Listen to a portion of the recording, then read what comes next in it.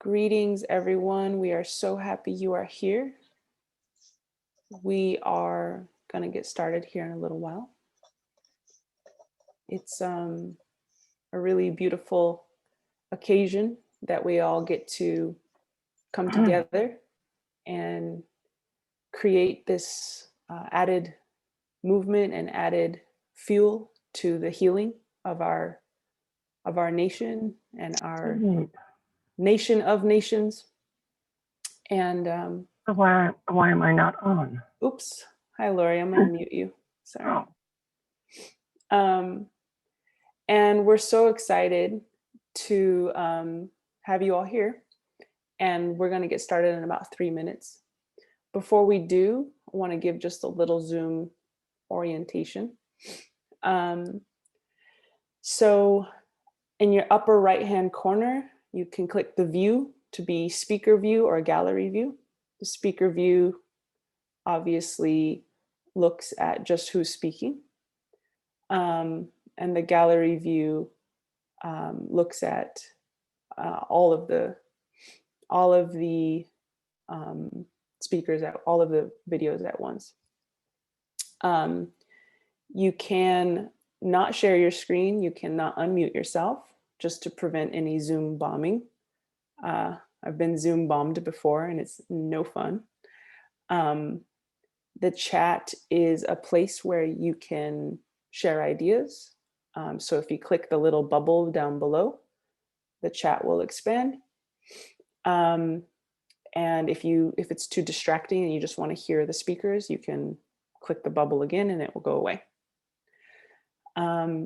The reactions button, you can share, on the bottom pane, you see where it says reactions, you can share a little heart or a clap or anything you want on there. And we're really looking forward ultimately to trying to bring us all together, united behind Hinono'eiteen and Tsétsêhéstâhese, Arapaho and Cheyenne nations, such that we can support them in their effort to bring healing and justice to these lands, specifically discussing Mount Evans as it's currently known, and also the very derogatory name of Squaw Peak, and give you all some tools in how to support them in that. And really excited and grateful that you're all here today. So thanks for taking the time out of your busy schedules and everything you're doing to learn more and become educated. We have a really wonderful panel that is extremely knowledgeable about this topic. They've lived it their whole lives. They descend from people who lived in these areas for tens of thousands of years. And they have a really strong and special voice in these times, which I know I'm preaching to the choir, but it's time for us to really heed those voices. So we're at 5 past the hour, so I'll go ahead and get started here. We are going to do a panel with really wonderful speakers that I've been really appreciating getting to know them. Essentially, we have Fred Mosqueda Sr., who is the language and culture program coordinator for the Southern Cheyenne Nation. The original name of our people is Tsétsêhéstâhese. So we have George Levi, who is an artist, and a wonderful artist, I should add, does amazing ledger art, and is also a leader in his community and historian of sorts, who has a lot of really important knowledge to share with us today. And he is of the Southern Tsétsêhéstâhese Nation. And sorry, I made a mistake. Fred Mosqueda is of Southern Hinono'eiteen, or AKA Arapaho, so my bad. And Crystal C. Baring is also joining us. She's Northern Hinono'eiteen, Northern Arapaho, and she's the Tribal Historic Preservation Office Deputy Director. And so the Tribal Historic Preservation Office deals with a lot of issues, and they have to interface with a lot of different programs throughout the country that any type of construction that happens on our lands has to go through the Tribal Historic Preservation Office. And she's also very knowledgeable about this topic. So I'm just going to introduce our topic a little bit, and then we'll go ahead and get into our speakers. And so as we all know, we're here to talk about the importance of renaming some mountains outside of Denver, Colorado, or what is now known as Denver, Colorado. And these mountains are very sacred to the indigenous peoples of that land. And it's very upsetting and frustrating that people who sought conquest here, people who sought to overtake other nations, not only harmed these nations, not only massacred peaceful nations who had given up their weapons in Sand Creek Massacre, but then on top of it, named our sacred mountains after after the people who massacred us. It's also very frustrating and very challenging to live every day beneath those mountains. It's frustrating and challenging that they would name the derogatory Squaw Peak that term. In case you do not know, that derogatory term of squaw is a highly dehumanizing term that settler colonizers would use to refer to indigenous women. It's a very objectifying term and very took out the humanhood of our women, and has always been used and is on the level of the N-word for indigenous peoples. So for the mountain to be called Squaw Peak is insanely disrespectful. And so we're all here today to try and fix that. And we're all here today to try and heal that. Evans was the first territorial governor of Colorado, and he was the governor during Sand Creek Massacre, where hundreds of peaceful and surrendered Cheyenne and Arapaho peoples were massacred by a military force that was commissioned by Governor Evans at the time. And Governor Evans not only oversaw Sand Creek Massacre, but was in general part of the effort to subdue and destroy indigenous peoples to gain access to lands, minerals, gold, silver, mostly silver in Colorado, and all of the agricultural territory as well. So he's well documented to commit war upon indigenous peoples. And obviously we're not really happy about the mountain being named after him. So I will stop blabbing and turn it over to the real speakers here. We're going to start with Fred Mosqueda, if you don't mind, dear Fred, who, like I said, is of the Hinono'eiteen Nation or Arapaho Nation. And he is the Language and Culture Program Coordinator. So my first question to you, Fred, which will also be my question to George and Crystal, is why is it important to rename these mountains? Good afternoon. I'm glad you corrected that I am the Arapaho coordinator for the Cheyenne Arapaho tribes located in Oklahoma. And I believe it's important because the tribes, as we lived there in Colorado, were honestly trying to maintain peace.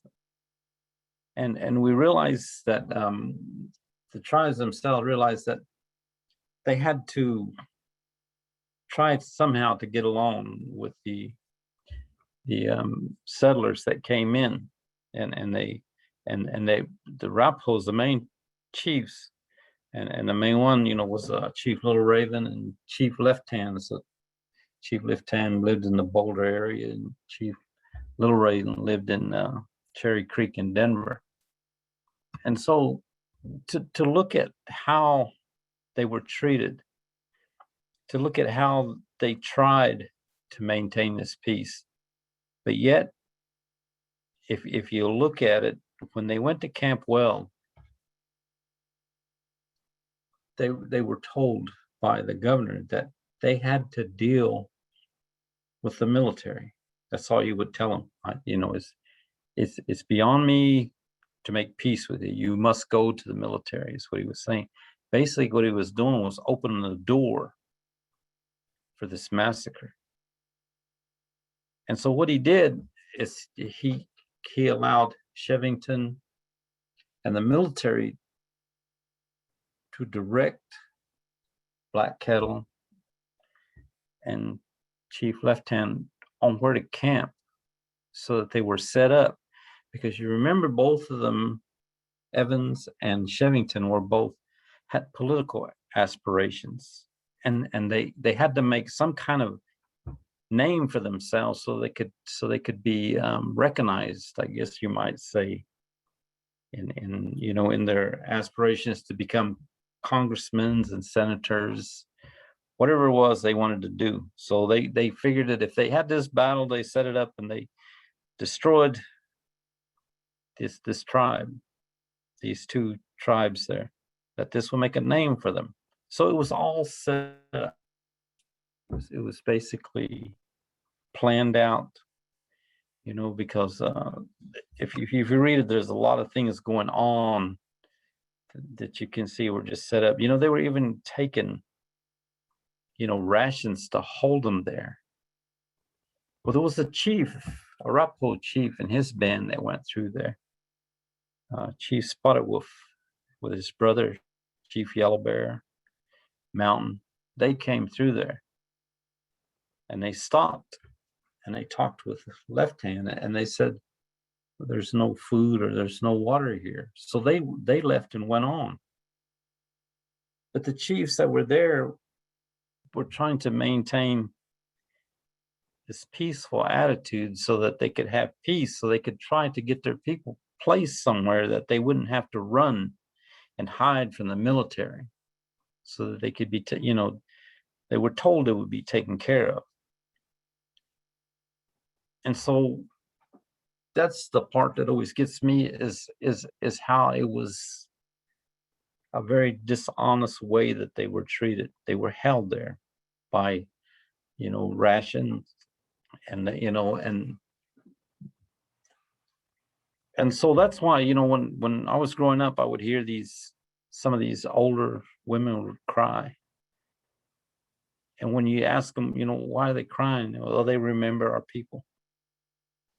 They remember what happened to them. And they were talking about this Sand Creek. But when you ask them, they would always say, just let them lie. Let them go.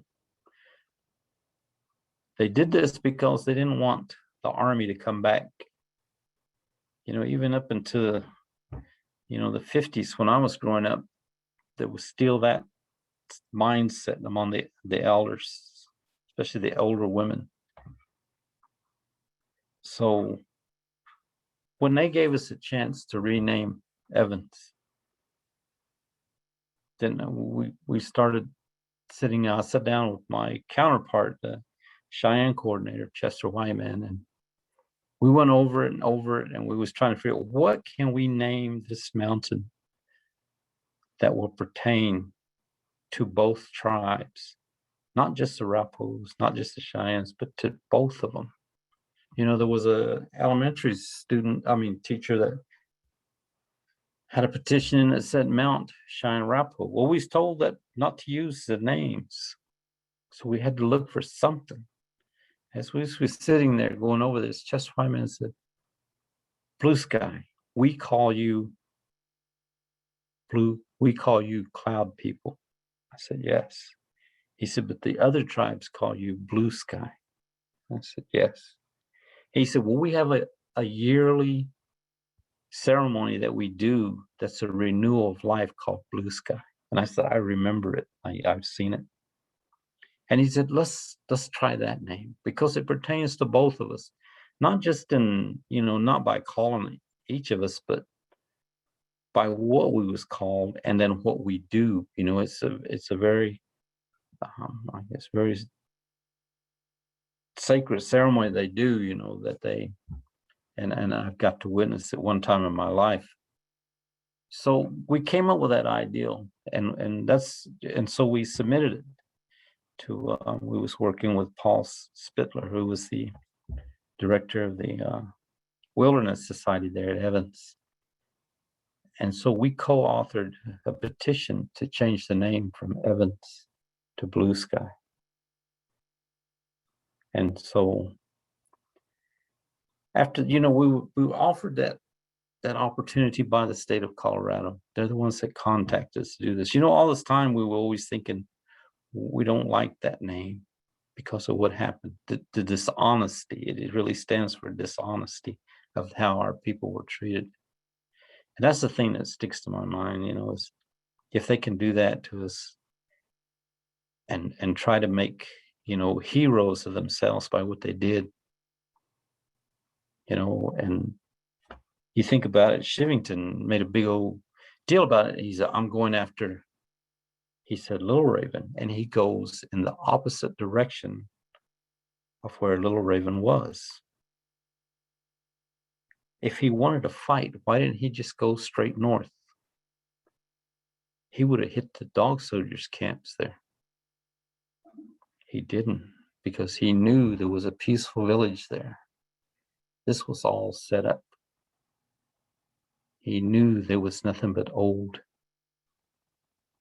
chiefs there. And I have the unfortunate job of letting you know you are at 7 minutes. Okay. No worries. Feel free to wrap up if you need to. So this is the reason. The main reason is because of the dishonesty of that name, of what happened, what he allowed to transpire to our people, to attack a peaceful village. They were told what to do to show that they were peaceful, but it didn't work. They were slaughtered. That's the reason why, I support changing the name of Evans. Thank you. Thank you so much, Fred. Really appreciate it. And I know it's hard to even tell these stories sometimes. And I'm sorry that you even have to tell that story. Thank you so much for being here today. We'll have another question for you here in a little bit. For now, let's go to George Levi. And George, thanks for joining us. You are the Southern Cheyenne Tsétsêhéstâhese professional artist and also bearing a lot of cultural knowledge from your people. Would you please answer the same question, and then we'll go to you, Crystal, of, why is it important to rename these mountains? First of all, I'd like to say ha Mestaa'ehehe in my language. That means hello. It's a good day. Mestaa'ehehe means it's a good day in Cheyenne. And this question, it's a really, really deep question. And but to answer it the way I want to answer it, I'm going to give you just about a minute, 2 minutes worth of who my people are. Myself, blood quantum wise, I'm 3/4 Cheyenne and I'm a quarter Arapaho. And but I grew up, my mother's Cheyenne, my father's half Cheyenne and half Arapaho. And so amongst our people, the Cheyenne, we weren't just one group. We came in from Canada originally, migrated to Minnesota, North Dakota, came into the Great Plains. And while we were out there, we met Arapaho people, the Hinono'eiteen people. We call them Cheyennes, we call them Hadawa. I mean, it's cloud people, blue sky men. And we became allies. We've never fought each other, always shared a lot of things with each other, intermarried and everything. And amongst our Cheyenne people, you know, we talk about these chiefs. We have, had 4 main bands, and we had subgroups out there. There was a total of 10 bands amongst our people. And we were all over the northern and central plains, all over Colorado, Kansas, Nebraska, South Dakota, North Dakota, Wyoming, Montana. We spread all over the place alongside the Arapaho and Lakota people, our allies, and we migrated all over chasing our game. We were true hunter-gatherers, assistant hunters.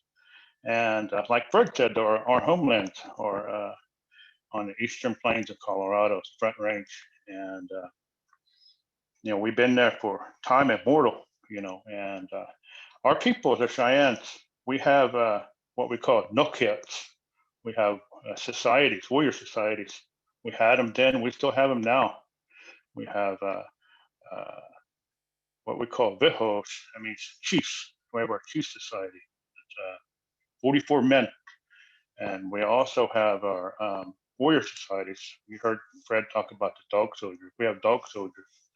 We have bowstrings. We have elkhorn scrapers. We have kit fox. We have crazy dogs, and we had red shields. And each one of those warrior societies had their own chiefs, or were called headmen. And you know, our folks, we wanted peace. We always made treaties. We always treated white people, the settlers, good. But with that manifest destiny coming in, you know, they wanted to take things. They took our land, they took our timber, they took our animals, everything. And a lot of our people were driven to starvation. And we were getting hit along the way because of mistakes. And in Colorado in May of 1864, at a place called Cedar Butte, Cedar Springs, up in the now Pawnee grasslands, that's where the first major engagement with the Cheyenne and the military authorities happened. And one of my ancestors, back in the 1860s, 1850s, on my mother's side, I have an ancestor. His name was Porcupine Bear and Big Head. They were the leaders of the dog soldier band, and the soldiers hit that camp there, and we run them off. And then later we settled. I went through Camp Weld. Fred talked about Camp Weld. That happened in September 1864. Our Arapaho chiefs and Cheyenne chiefs went there, and we went to plead for peace. And even they took an extra step. These Cheyenne men, they ransomed a little boy from the Kiowa people. His name was Ambrose Adams. He was 5 years old. They bought him. He was a captive of the Kiowa people. And they took him to Denver. And they gave him the little boy. Said, "This is how much we want peace." You know, those Kiowas and other folks were raiding. You know, we want peace. We want to stand with you guys. You know, and like Fred said, we were told to go down to Fort Lyon. And from Fort Lyon, they told us to go to Sand Creek. And from there, we know what happened. You know, Adams, you know, Evans, and he had Shivington formed 100-day volunteers from, you know, Boulder and Central City, Black Hawk, Denver, a lot of miners and everything. And then November 29th, we were hit over there at Sand Creek, you know, and over 350 of our folks were killed there. And, you know, I'm gonna mention just a few names, you know, Kiowa woman, Red Leaf, you know, Crooked Nose, White Leaf, Hippie, Porcupine Bear, Little Rock, Bear Rope, Moving Woman, Pipe Woman, Robert Bent, George Bent, Julia Bent, Edmund Guerrier. Those are some of my relatives that were there at Sand Creek. Some of these people right here died at Sand Creek.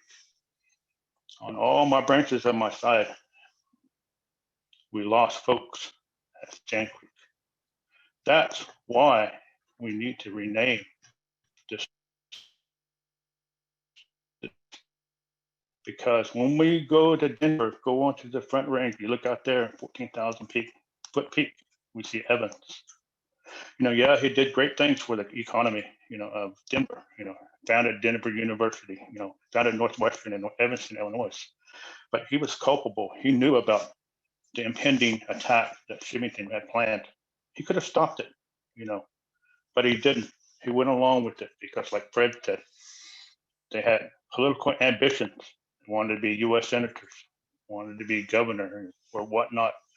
And Chivington, he was a hero of Glorieta Pass and Civil War that happened out east of Santa Fe. And he wanted that, he wanted to be somebody again, But, there were people there, soldiers there from all over, and there was also some men there that stood down. Silas Sewell, Joseph Kramer, that, told, gave testimony, because Evans, to quote my friend David Hollis, who's gone now. He And said, my apologies, George. I have the unfortunate job of letting you know we're at 7 minutes. understandable. Feel free to wrap up. That's No fine. worries. Thank you. Okay, but that's just a bit, and like for Squaw Peak, we want to name it Mestaa'ehehe. That means owl woman in Cheyenne, because she married William Bent, and has a long history of our people. But that's just a little bit I wanted to say, and I thank you for everybody who being here today, to learn about our people, Thank you so much, George. I appreciate it to the nth degree. And I'm excited we're going to hear from you again here in a little bit. And then we Absolutely. are going to be taking questions. So, and now to you, Crystal Seabearing. Thank you so much for joining us via phone. We know you're a busy lady, and we appreciate you taking the time to just be with us. And I'm going to try to unmute you. Let's see. Or maybe I can make you a co-host.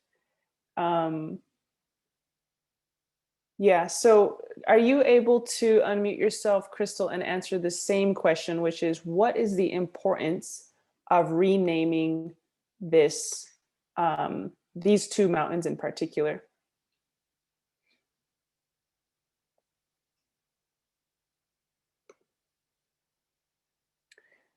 Hopefully I didn't mess up by making it hard for you to unmute yourself. Does anyone know the unmute? I think it's like star something from the phone. *6. Yeah, try pressing *6, Crystal, and that should, there you go. Cool. Hello? Yep. Hello, can you hear me? Yep, we can hear you. Hello. Sorry. All right, thanks. I apologize. I'm in the middle of traveling, so I just like to thank everybody for inviting me, and I'm really honored.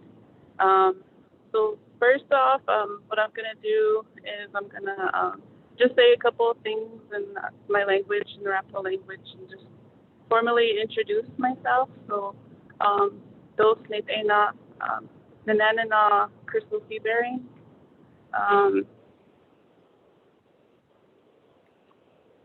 Mestaa'ehehe Hinono'eiteen, Tsétsêhéstâhese and Hinono'eiteen, Northern Arapaho Tipo. Mestaa'ehehe Deputy Director Mestaa'ehehe Rosalie Sage Labo. Mestaa'ehehe Greg Labo. Mestaa'ehehe Nambase Joe Sage. Mestaa'ehehe Hinatse Hazel Trosper Sage. Niatajana Daentana Haho. So that was my introduction for me, and it's just a formal thing to introduce who I am and where I come from. And so when you do that, you you state your parents and your grandparents, so those before you know who you are and where you come from. So you try to speak the best that you can in representation of that. And so that's why I introduced myself, and I work for the Northern Arapaho Tipo, and I'm the Deputy Director, and I am currently working in collaboration with a lot of organizations to kind of bring about equality and justice and working together in collaboration, truly collaborating on projects and, putting our whole heart into that. And I'm really for it. And I'm so happy that, we're with people who have good thoughts and good hearts towards this effort. And I really am thankful that I'm part of it. And I'm just happy that I'm here, and just thank you for, putting this together. And so I think for me, personally, I'm a lot younger growing up, and I remember my grandparents always, talking in the language in Arapaho, and we used to hear it all the time being spoken, and they were always talking about just the past and who was what, and just who our grandparents were, where they came from, one big one for our family was Sherman Sage. And so he was born in Nebraska, but he grew up, out in the plains and grew up there. And then he eventually, when you talk about the societies that he went through and the lodges, and then for him to become a U.S. Scout, and work there and see Crazy Horse at Fort Robinson, and all the transitions and the changes that went through to where we are in the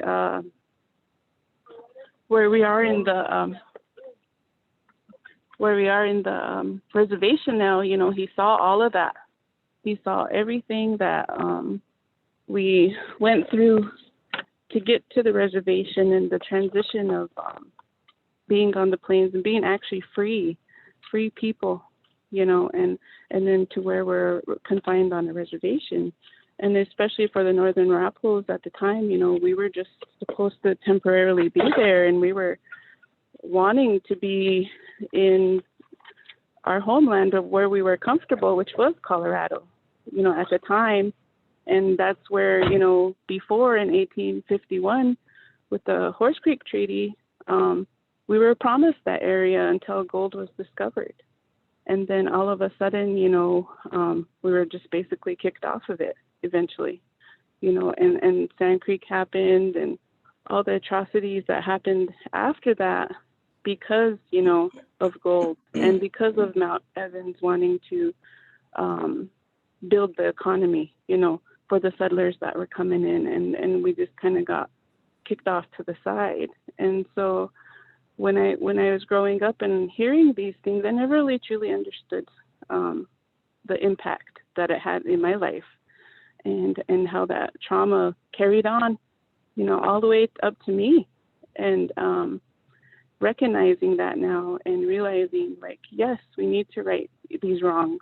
We need to put, our full efforts into this effort of renaming it, because it did not come from a place of honor and respect when it was named that in our eyes, you know what I mean? And it was no, in our perspective, it came from degradation, and just disrespect, because it was a time when it was kind of taking over that place, and with, especially with Sherman Sage, when him and Gun Griswold and Tom Crispin and them went out to Estes Park and they named the trails out there. And in my eyes, they were the first tribal historic preservation officers of the time, because they went out there and they interpreted those trails, and they designated, trails and gave the names there. And for them to name Mount Evans like that back then was, to me, just kind of trying to put a different narrative or spin on how Colorado was built, and where,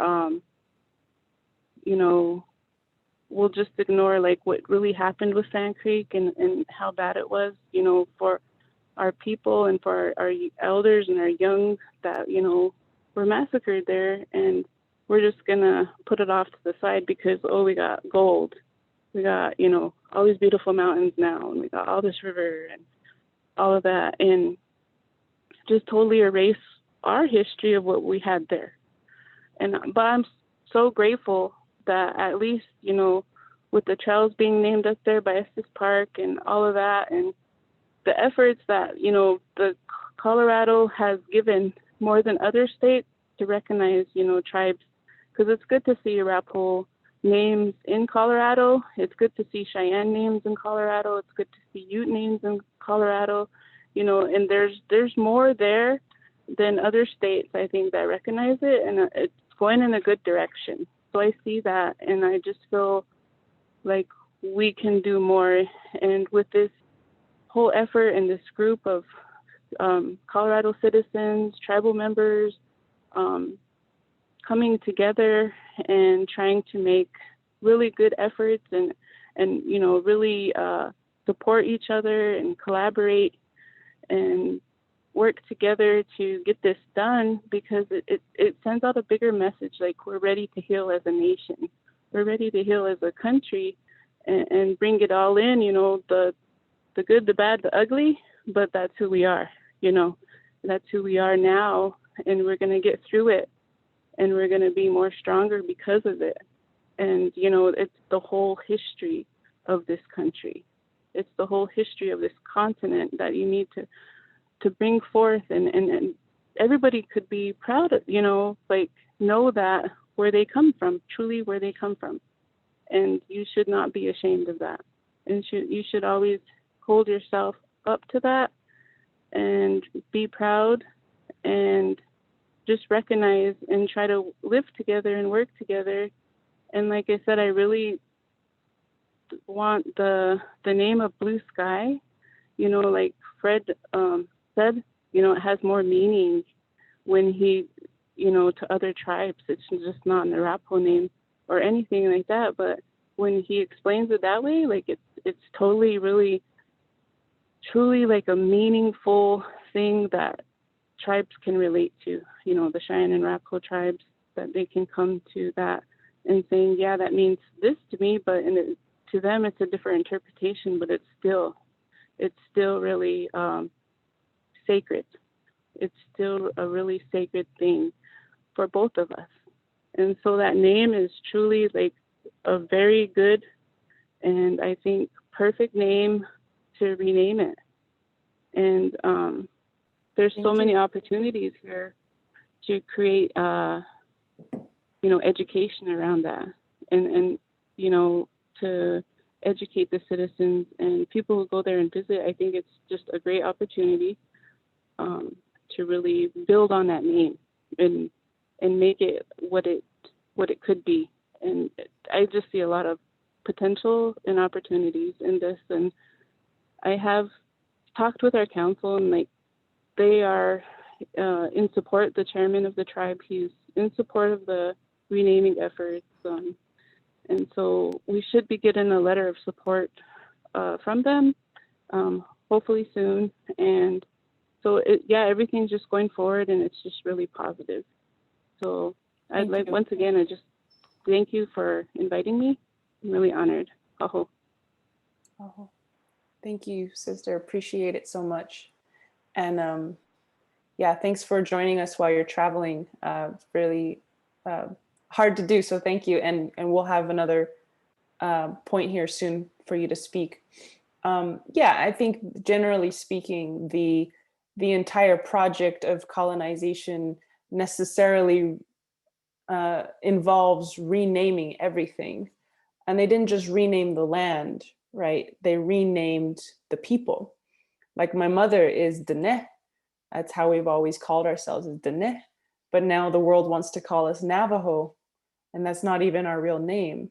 So the project of colonization has always involved the renaming, which in the process of renaming everything, you erase the original history and the deeper etymologies of the names, the indigenous names for things that were already there.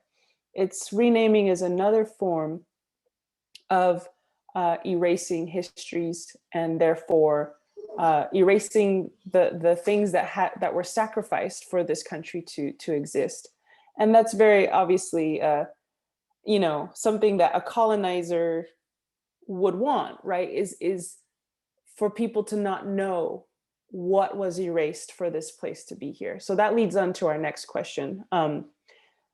Katie Samota and I have been talking about this speech I gave recently, which is at a youth conference in Colorado via Zoom, of course. And I told them a lot of the historical facts of, this country and indigenous peoples. And all of the kids, and these are all middle schoolers, right? Like 175 of them. They were all like, how come nobody told me this?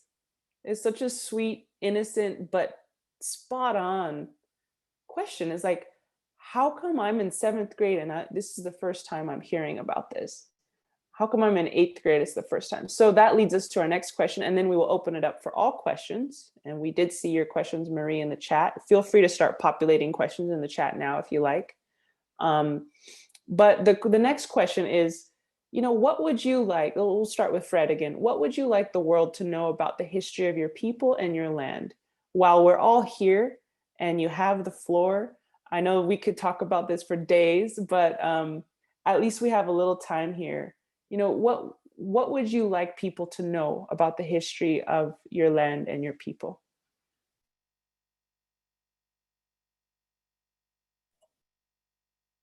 Again, I appreciate the message from George and from Crystal. And our people, we've been so, so perfectly, or I don't know how you would say the word, but we've been removed from Colorado so good that only the names of streets remain. When we were there, Chief Little Raven was there when they started to move into the Denver area. His band, Mestaa'ehehe, that's the band I'm from. Chief Left Hand was from that band. Chief Left Hand used to interpret for Chief Little Raven because Chief Little Raven couldn't speak English. But you remember that Chief Left Hand's brother-in-law was a white man by the name of Cosell. We still have that name here in Oklahoma. So they worked to try to get this peace faction going, and they did all the time. But our people lived there, and we slowly started to be removed by treaties from that area.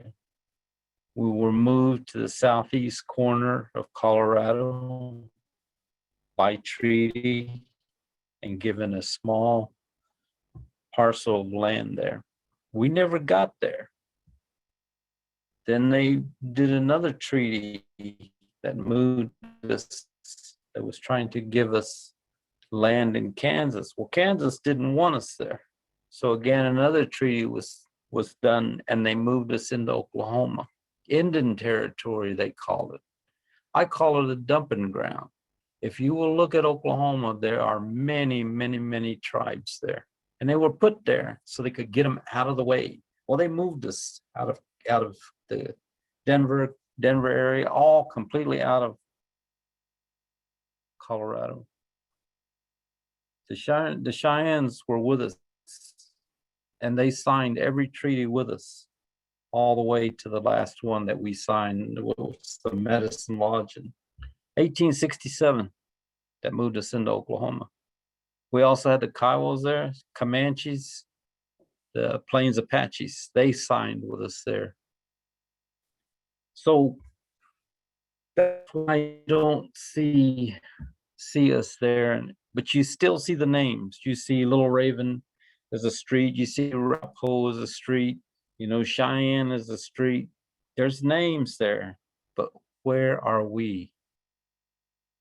The Southern Cheyenne, Southern Arapahos had no choice. Crystal speaks of the Northern Arapahos being free. We were never free after the 1851 treaty. It started to restrict where we could go until we was finally moved completely into Oklahoma. Little Raven, one of the things he said, and he was talking about Sand Creek, he said it's going to be hard for us to leave this land. And he was talking about Colorado. Our people are buried there. And that's what he was talking about. But he had no choice. Through starvation, disease, everything like this, we were moved into Oklahoma. And so that's why we still feel a kinship to Colorado. That's why when they invite us, we came and we felt like we was coming home. We felt like we still have ties here. Our medicines still grow in the mountains, on the plains for us there. We still have, we remember they used to tell the stories of the warriors back then of what they did. Today we have to equate that with the armed services to be a warrior. But we also had warriors that stayed home. Tsétsêhéstâhene or Hinono'eiteen, these wolf and coyote men, they're the ones that stayed home and watched the camps, make sure they weren't attacked. But today, the Southern Cheyenne and Southern Arapaho, we are here, but we still want to be part of Colorado. We still want to call that our homes. We have a lot of stories, a lot of, the Northern Arapahos, the Arapahos are one people. We're the same people, but this gold split us. This settlement split the Arapaho people in two. But we still have ties, we still have relatives, with each other, the Southern Arapahos and Northern Arapahos. We still call ourselves the same thing, Hinono'eiteen. So, but that's what happened to our people. That's why we're not there in Colorado. We still believe that we have ties there. And every year that we pass through there on our way north or coming home, we think about that when we come through Denver, when we see them 14,000 foot peaks. We remember our people used to live there and how that land took care of us, how that land provided for us. And that was some good years then. Hey. Thank you so much, Fred. Really appreciate that. Yeah, I'm pretty speechless. Thank you for sharing that. And that's a big reason why the land back movement is so important, which is an ideology more than anything, that if we really want to make amends, part of that is giving land back to indigenous peoples to steward in the old ways. So if anyone on here has a spare 100 acres or 1,000 acres, give it to Fred in Colorado, so he can come back home with his people. All right, George, I'm going to ask you the same question, if that's okay, which is, what would you like the world to know about the history of your land and people? Very wide open question. Take it wherever you want. That is a very wide open question. But first of all, I like to say that, that's still our homeland, Colorado, to the Tsétsêhéstâhese. We consider that our homeland, just like Arapahos do. People know us as Cheyenne, but we call ourselves Tsétsêhéstâhese. That means the people. Like-hearted people. And the Northern Cheyenne and Southern Cheyenne, we're the same people, same language, same ceremonies, everything. We call ourselves Hinono'eiteen. That means the people. And, our people lived out there, were born out there, passed away out there. our people were put on scaffolds out there, cast away in rock cliffs. Our bones are still there. We call them Mestaa'ehehe, our spirits. They're still there. The costumes are still there. And for me, I feel fortunate because I have relatives that live in Denver right now, and they're Cheyenne. They're Hotam Hadania. They're dog soldiers. They're Bill and Richard Tallbull family, and originally from mothers from up north, northern Cheyenne, and father from around Thomas and Denver. And they had a relative named Richard Tallbull Sr., he's an old man. And he went out, he made a point of his life going around 30, 40, 50 years ago, going to these places that were historical to Cheyenne people. And he would go out there, he would pray Cheyenne. He would make a thing we use, he put it on the ground, reclaim it as Cheyenne land. And he went to different places that things happened to our Cheyenne people. All up and down that North Platte River, we had places, we had worship, sun dances, camps, different places, fights with Kiowas, fights with Comanches, fights with Utes. He went to all these different places. And he also went to Beecher's Island. He went out to Summit Springs. These different places where we had engagements with the military, us and our Lakota allies. And he went there to those places and prayed about it. He remembered our folks, our people, not only in Oklahoma and Montana, but everywhere. All of our Cheyenne people and Arapaho people, because we're like this. We're tied together. Cheyenne and Arapahos are. Our history goes way back. Arapahos were the first people we met when we came onto the plains. They took us around their homelands, their original homelands, Black Hills. Cheyenne is called Black Rock place, Black Hills of South Dakota. And from then we spread out. We spread out all over. And when I go back there, I talk to my cousins all the time. We go up there.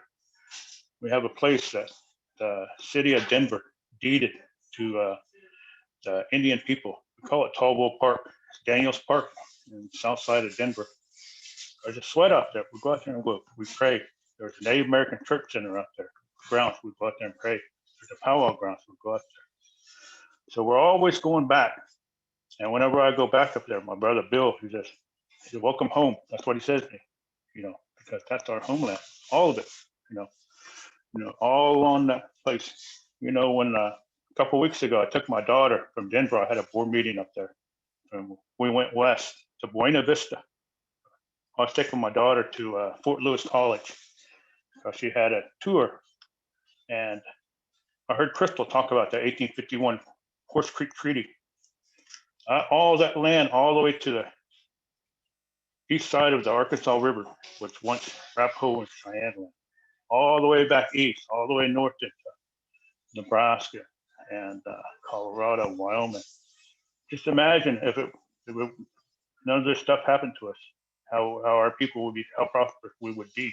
There's billions and billions of dollars being made off all this land out there, all this housing market that is out of control. People are struggling to live, but that was once our land. And everybody, always pushed our people around, and our people, we just wanted the so-called American dream. We wanted to live where we wanted to live how we wanted to live, pray how we wanted to live. But, we were pushed out because of, manifest destiny type of thinking. But, I want everybody to know that we're still here. And through good people like Crystal, Fred, Jessine, everybody here, we're just trying to make a difference as one, to honor those folks that passed away at Sand Creek, honor those folks that used to live there, on Bijou Creek and all these other places, Cache La Poudre, we go up there and pray too, because I'm part Arapaho. Cache La Poudre and Estes Park figured into my Arapaho site, But one thing that I do, me and my cousins do, we go to these places that historically our Cheyennes are tied to. And even on this year, July 11th, we're going to south of Sterling to a place Cheyennes call White Buttes. It's also known as Summit Springs. And in 1869, we came back again, the Cheyenne people, and we were hit by the U.S. military and Pawnee Scouts. And over 50 of our dog soldiers were killed there. I had ancestors there. My brother Bill, his great-great-great-grandfather, Tall Bull, that was his camp, was killed there. We talked about dog soldiers. Those men, those dog soldiers, staked themselves down right there, defending their way of life, their Cheyenne way of life. And that's, when them people did that, that's our home, to me. That's why we go back. That's why we want to change. And when Fred and my Uncle Chester go up there and they go to sing at Sand Creek, you know, they prayed. They talked to those folks that went on that day. And when we go up there, all of us Cheyenne, Arapaho people, we go back to these places. Right now, we're giving a voice to our people that died at these places. That's the way I see it. And those people didn't have a voice back then. Those chiefs tried to talk reasonably to those people back then, but we were killed. And like Fred said, we were pushed down onto the Cheyenne as a Kiowa and Comanche lands. And, but that's been home, and it's always going to be our home because our spirits are there, our people are still there. I'm very sorry to say, George, you are at 7 minutes, but feel free to say whatever else you want to say. No, I just want to say, Ni'ashima.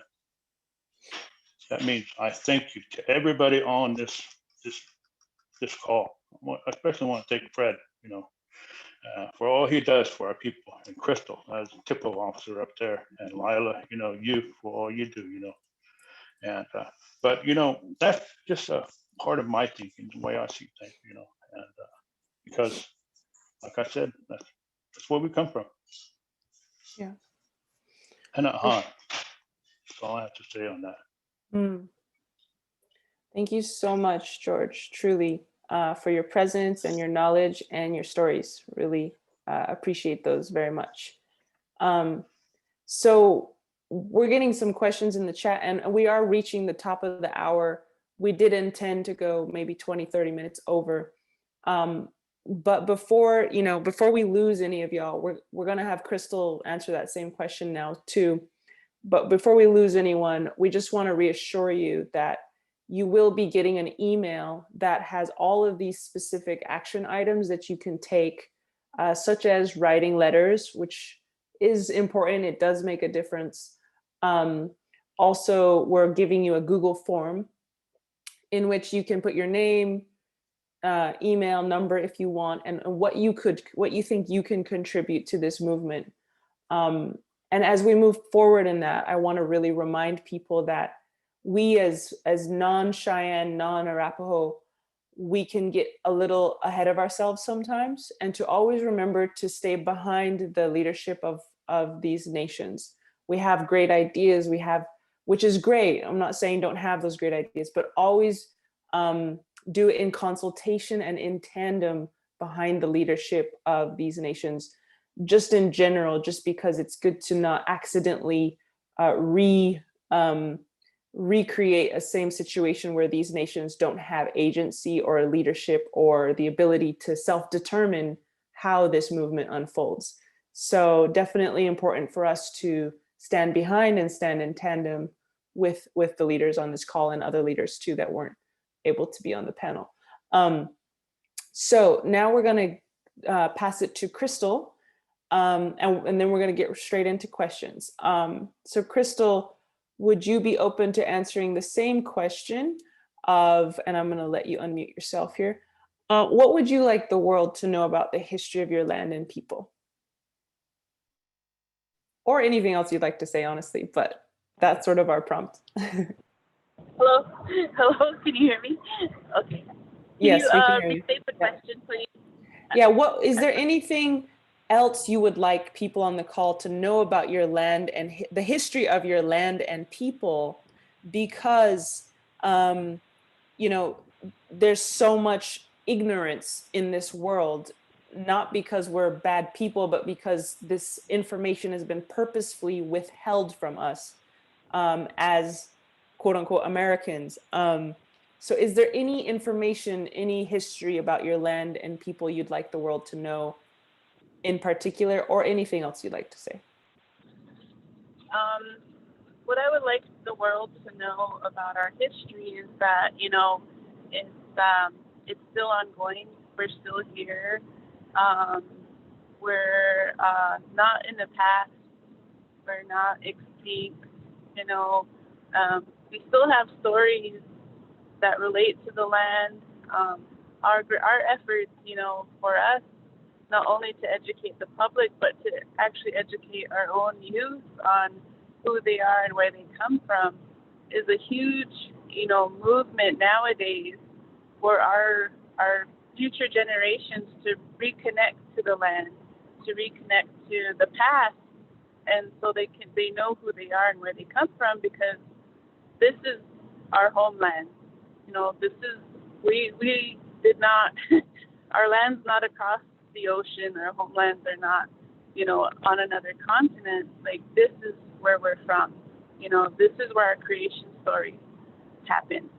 This is where, we talk about the turtle of the continent and how that's designed, and our migration stories, and how, when you go out to rock art, petroglyphs, and you see those symbols, it deals a lot with our migration and what kind of paths they were on at that time, depending on the climate, and climate change happened, back then too. And so it's all connected, it's all, ongoing, it's all continual. And, to bring that about and to live in that, and to bring our people back into that cycle, that circular, I guess you could say, cycle, and not the linear timeline of how we're living now. And my big thing is, just for our children, to know that, yes, this is a big world, but we're more common than you may think, with other cultures from different countries. Like, if you look at some of the things that other nations and other cultures do across the world, when you really look at the ceremonies that they do, or how they pray on the land, or how they make food, their original food, compared to us, there's a lot of similarities.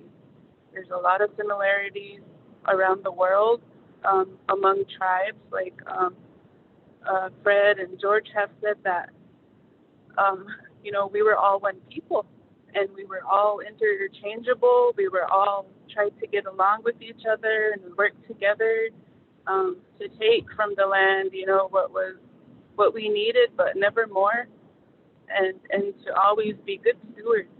And I think we're trying to get back to that, with food sovereignty, with land back, like the land acknowledgements and stuff like that.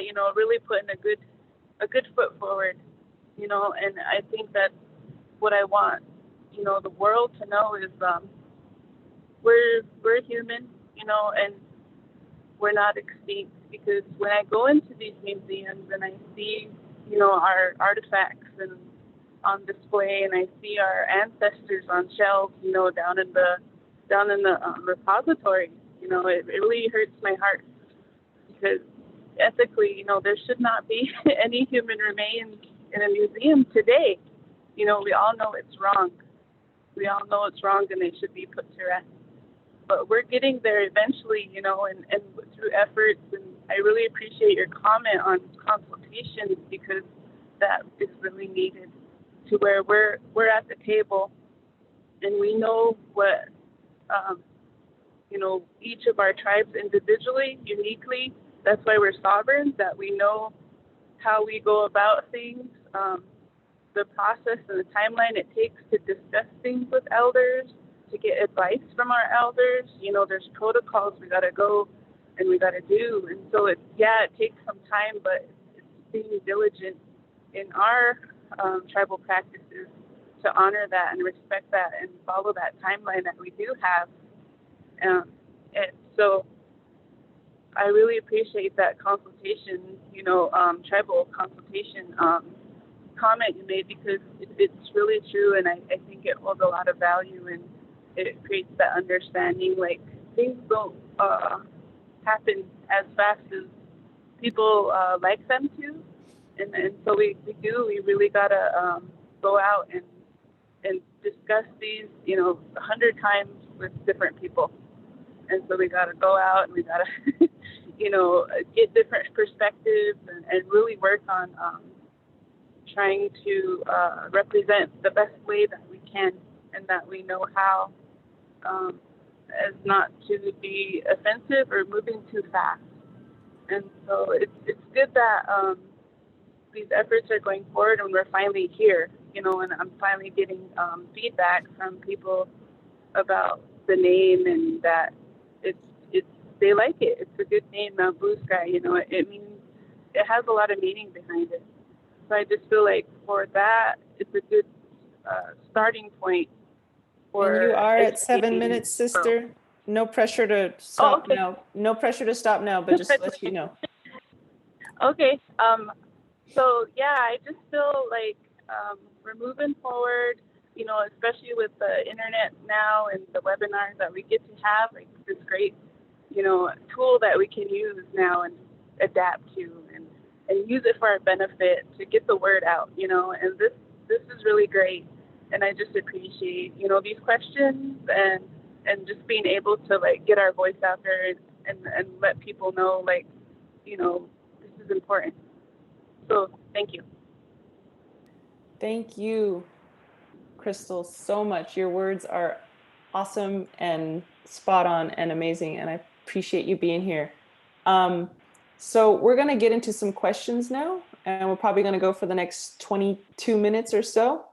And one of the first questions is, I think, a really important one is, and Katie, I don't know if you want to jump in on this too. You're welcome to, because you've been kind of having your hand on the pulse of things. But of course, Fred and Crystal and George are welcome to answer first and foremost. But one of the questions I thought was really important is, what is the current status of this renaming process now? Where are we at?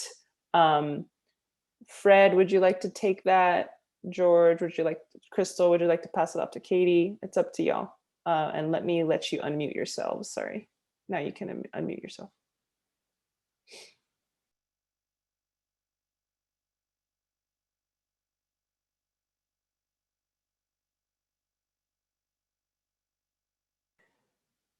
Katie, would you be open to shedding some light on that question, since you've had your hand on the pulse of this pretty deeply?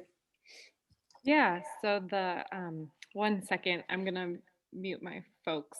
Okay. They're watching on a different screen. I'll stall while you do that. I'll tell some funny jokes. Okay. Why was the Scarecrow promoted? Anyone? Well, because he was outstanding in his field.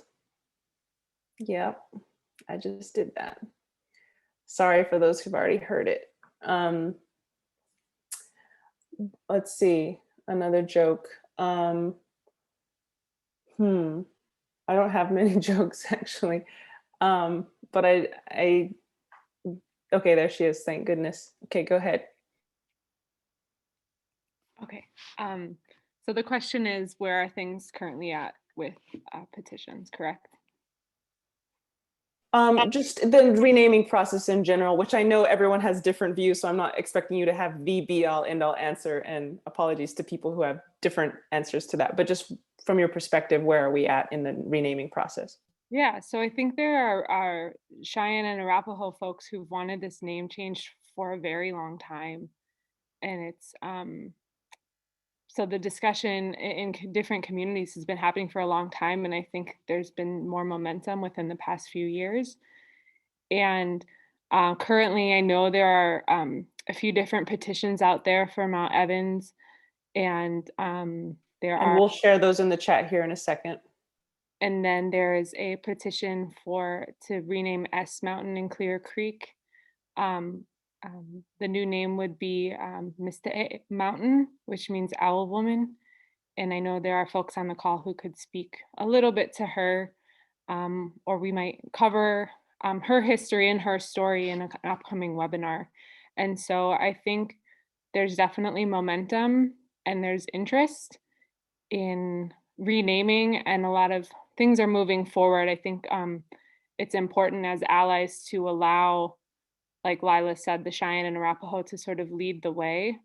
But and that's definitely happening, and there's a lot of discussion around it. And so that's all the sort of general information without getting too far into the process. But right now, the county, Clear Creek County, where the mountains are, have the information about petitions. The Colorado Naming Board has information, and the federal government has petitions. And so, but as far as decision making, it's still hard to nail down a timeline.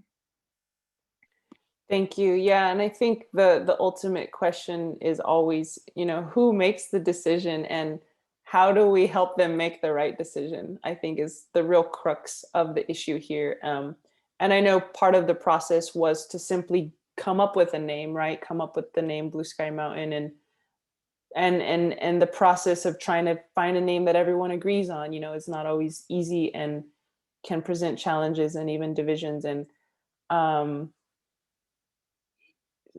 so yeah, I think, sorry, I just saw a very bizarre comment come through. So I think that's just something that we should think about, is sort of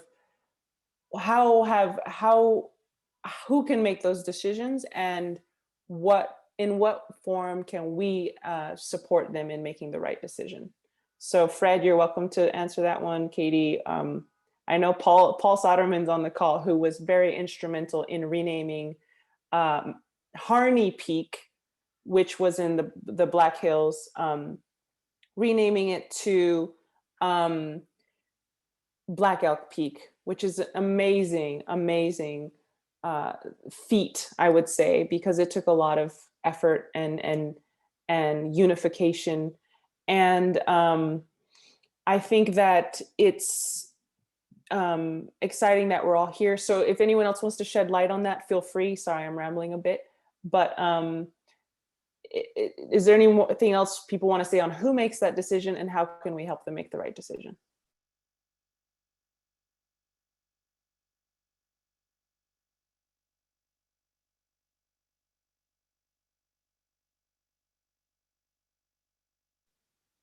Fred, do you want to shed some light on that?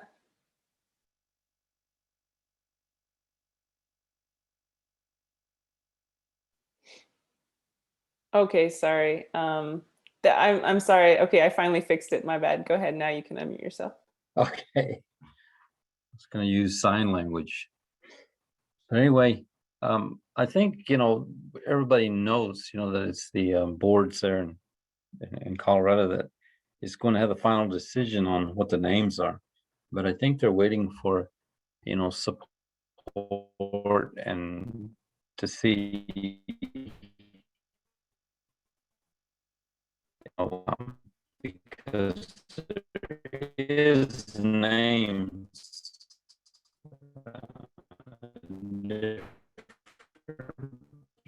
petitions on Evans right now. But the more support we get, I think, it'll help them to make their mind up which name to do. I don't think there's any problem with Mestaa'ehehe. I think everybody is in agreement with that Squaw Mountain be changed to that name. She was a very influential woman. That she was a woman of high esteem among the Cheyennes, and there are many descendants of her that are alive today here in Oklahoma and probably up in all over the country. She was married to the owner of Bent's Fort, and that's where all the trading was going on, and there was quite a bit of commerce that went through Bent's Fort, and she was instrumental in having the Cheyennes to come out with the Arapahos to that area to trade. So, you know, she was important to both, not only the Cheyenne, but also to the Arapaho, because we were taken care of along with them through the commerce and trade that was there. So, yes, where it's a chance to voice their opinion on what names they like and to put them in, you know, then we'll be able to go forward with that. Thank you. Thank you, Fred. We have some other great questions in the chat. One is, what did one snowman say to another? But we'll get to that very important question later. But sorry, I'm trying to find, but I do want to invite Paul Soderman, if you'd like to just give a few words of, you know, encouragement to this movement, given that you worked very closely with Basil Braveheart of Pine Ridge to rename Harney Peak, which was another genocidal person, the highest peak in the Black Hills, which is the most sacred site to so many nations, that you were able to rename it Black Elk Peak. Feel free to share anything about that experience or anything else you'd like to share. Sister, thank you. Hello, everybody. Forgive my my Lakota, but I'm going to go ahead and say Chante Washte Nape Jazupalo. Imachapi, Paul Stover Soderman. I live in Boulder, Colorado. And the reason I'm speaking in that language is through the experience that I had of working with many people, and also, what do you say, government entities, if you will. Through that experience, I learned a lot over the many years. We worked hard to do that, and at the end of that process, I was adopted by the Little Thunder family.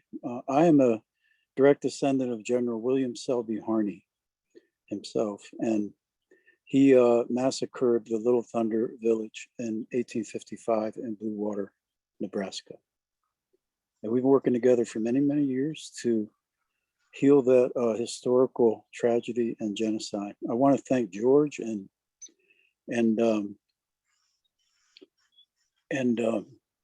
everybody on this crystal, and you guys are doing an amazing, beautiful, amazing thing. I live here in Boulder. I've lived in Colorado 35 years.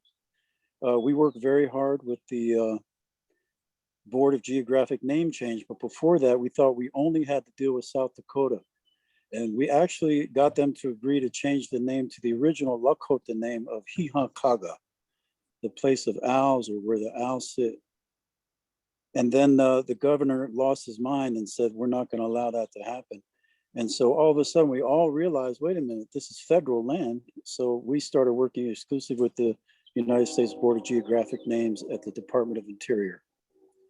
And we visited with them, and we did something. My wife is pretty smart in those areas, smarter than me. And she said, give them a big stack of paper, because that's what governments need to change things. So we gave them a big stack of paper. And from all the different tribes, everybody signed off. They came down to, the name change was difficult deciding what to call it. It has a real Lakota name, which is Hihankaga. That is the name of that place.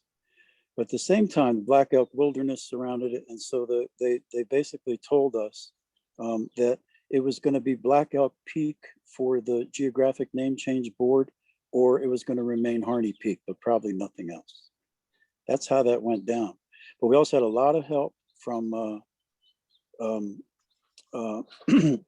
Suzanne Harjo from the museum. Showed up that day that we went in there and spoke to them. And when she walked through that door, at that time, I didn't realize how much that meant, but it meant a lot to the effort. And I know that she would get behind this name change as well. And she was very, very instrumental and wonderful to us. That's probably all I need to say enough right there. if you get me going, I'm gonna talk a long time because it's become the most important thing in my life. And it's just a little bit that we could do. It's not much, but we are allies and accomplices out here with you guys and ready to do anything that we can to be helpful. Oh, Mestaa'ehehe. Thank you. Yeah, thank you, Paul. Thank you so much. Yeah, Paul is a good friend to have in this movement. Is there anything George or Fred would like to say in response to that? If not, I have another question on deck here. Or Crystal, you're also welcome to as well, of course. Okay, another, go ahead. Yep, go ahead. Sorry, go ahead. Okay, I'd like to, thank him for, letting us know, that it can be done. It can happen, that we have allies that, myself, I said I'm Cheyenne Arapaho. I'm also part of Oglala on my mother's side. And, there's good people out there, and we all stand together. We still have that traditional alliance. It's still going, the Cheyenne Arapaho Lakota people, and, any information we can get from him, it's good. It'll help us, and so I'm thankful for the little time he took, but, he gave us the information on that, and he talked about the Black Hills, that's sacred to us, and even Fred, next week, they're going up there to Noah or Bear Butte. They're going to be up there, like Bear Butte forum next week. So, it's going to be something good. I know Fred and Chester is going to be thinking about us too, this coalition that's going on. So. But I just want to say thank you, for your words. Appreciate it. Hello. Thank you, George. So one of the things that we have been asking here too is about, street names. That's one of the questions people have said is street names.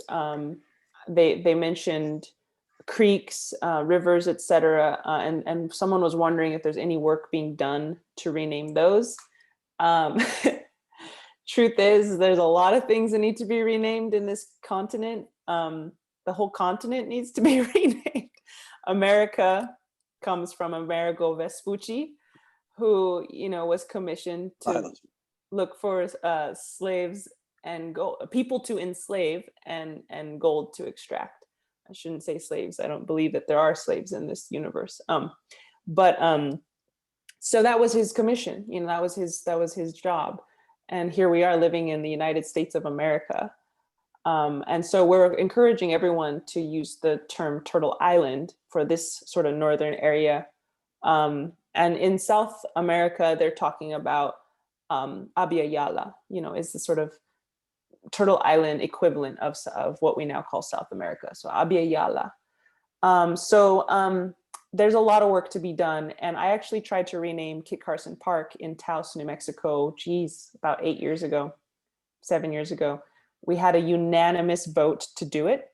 But as soon as that headline hit the newsstands the next day, the whole status quo, the whole establishment of Taos, New Mexico got very angry because we have Kit Carson Road, we have a Kit Carson Museum. He's the guy who oversaw the incarceration of over 10,000 of my mother's people outside of Albuquerque in a concentration camp for 4 years where thousands of us starved and died. So I grew up in a town with Kit Carson Park and Kit Carson Museum and Kit Carson Road and all Kit Carson everything. So, but because he was a Mason, the Mason Society got up in arms.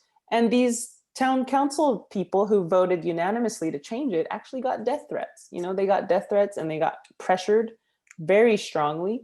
And 3 of those 5 council people caved and they rescinded the vote, and it's still Kit Carson to this day. So it's like a caterpillar trying to become a butterfly. There's still that caterpillar part of us that does not want to change, because if we change, for one, we have to admit we made mistakes, right? And Americans that's not our strong suit. So that's something that renaming entails, is admitting we made mistakes. And I think we're getting closer and closer to being able to do that with each generation. but it also entails people getting rid of what they have become accustomed to. And that's also very challenging too. And some of the biggest hurdles is education, educating people about why it needs to be changed. A lot of folks in Taos have no idea about Kit Carson. They think he's a Wild West hero. Or they say, oh, Kit Carson loved the Navajos. He advocated for them in DC. And it's like, no, he was commissioned specifically to go to New Mexico to subdue them. So there's so much education that has to happen. And that's something that all of you were a part of today. And we cannot thank you enough for staying. Almost every single person who joined us at the beginning is still here.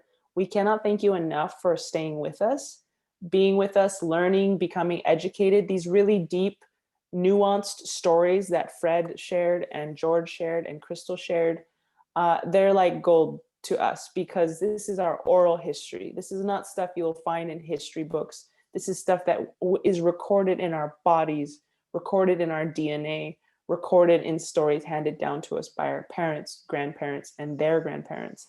And so this is a very precious little Zoom call here. And we're so grateful that it was recorded so that we could send and continue to educate people. And I think we're about to wrap up here. Any last words from you, Crystal, before we jump off? And please know that if you didn't get your questions answered here, we're going to be sending another email out to all the registrants of this webinar, giving, action items, which are pretty straightforward.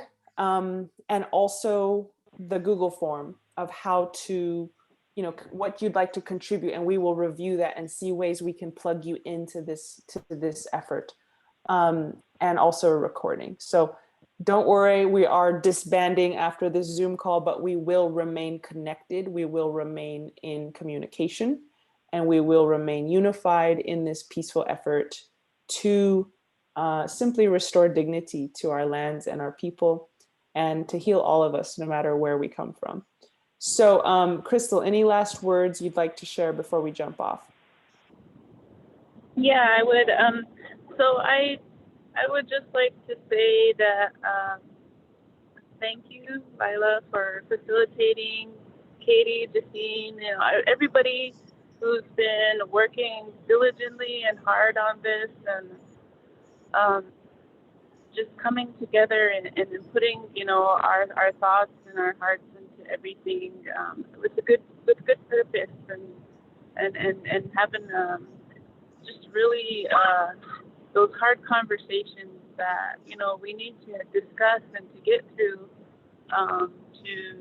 to heal as people, as a state, as citizens, and to recognize that yes, it was a tough history and a tough past. We all experienced different things, but at least we were able to recognize that and move forward together. And so this is a great start, and I just really appreciate, and I'm thankful for everything. And I just would like, those out there listening, whatever you feel in your heart that you would like to do or contribute or be supportive, we really appreciate it. Our allies out there, our traditional allies, our new allies, and everybody out there who really wants to be a part of this, you're appreciated, and even all your prayers and everything for us, to move forward. I really take those, to heart, and I just can't thank everybody enough for these efforts and to work together. So thanks for this call. I hope you all have a good week and everything, and you stay safe and healthy. I hope. Thank you, dear. Drive safe. And thank you for all the good things you do and the way you carry our ancestors' prayers forward. Fred, any final words before we sign off? And then let you unmute yourself. Yeah, there we go. Yes, I'd just like to thank everybody for the opportunity to educate anybody that wants to listen to us on who we are. I once went to Boulder, city of Boulder Indigenous Day, and this lady said, I've seen the street names, I've seen the places, and that really struck me as this was our homeland, and they don't know what we look like or who we are. So I thank you for giving me the opportunity to educate people on who we are, where we were, where we came from, that we're still alive. We still call Colorado home, and that there's much that we need, that we can tell them about us.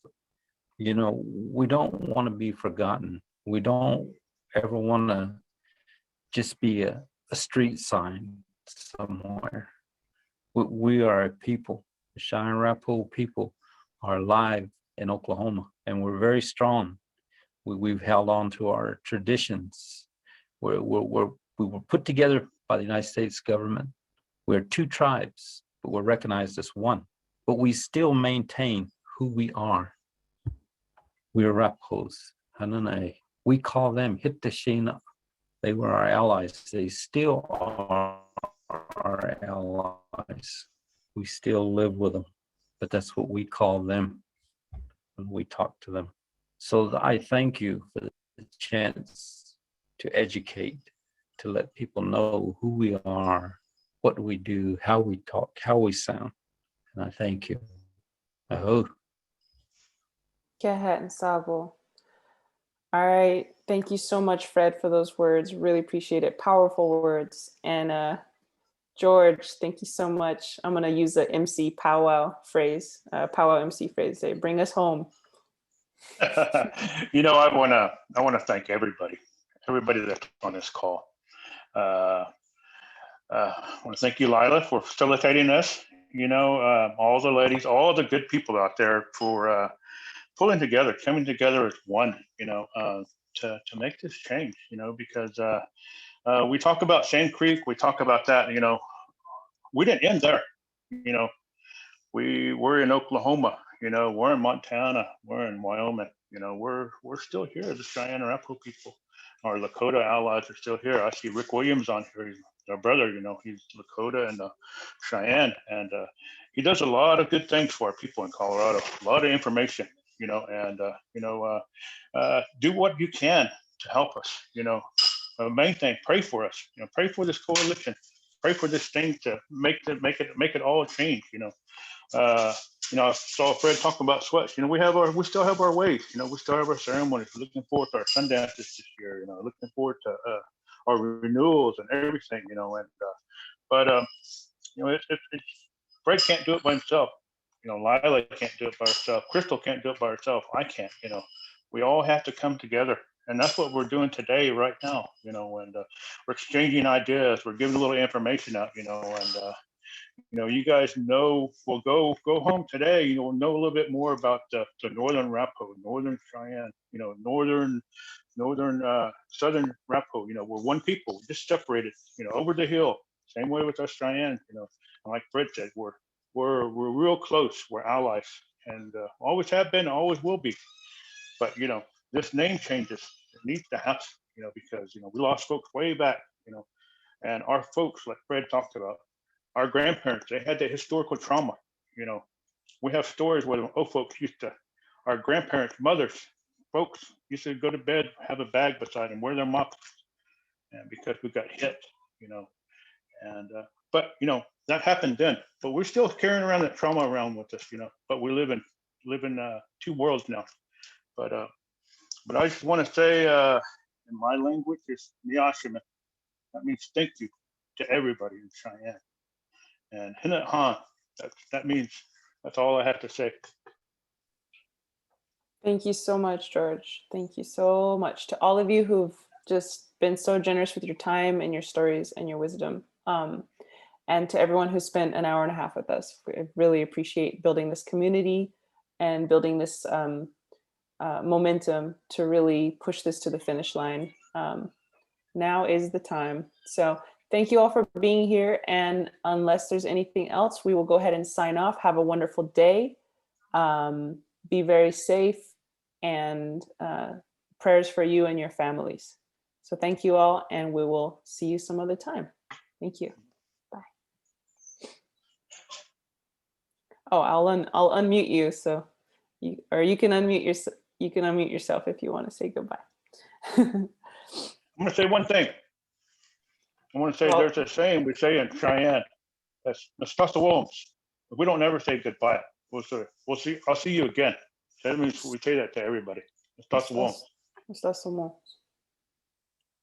Thank you, George. Thank you, Fred. Thank you, Lila. Yeah. Thank you, Crystal. We'll see you again, and come to Boulder. Let's have a meal together. Hang out. Sure. Paul's good at Okay. hanging out. And Katie, if I leave, will that mess up the recording? You have the recording, right, on your computer?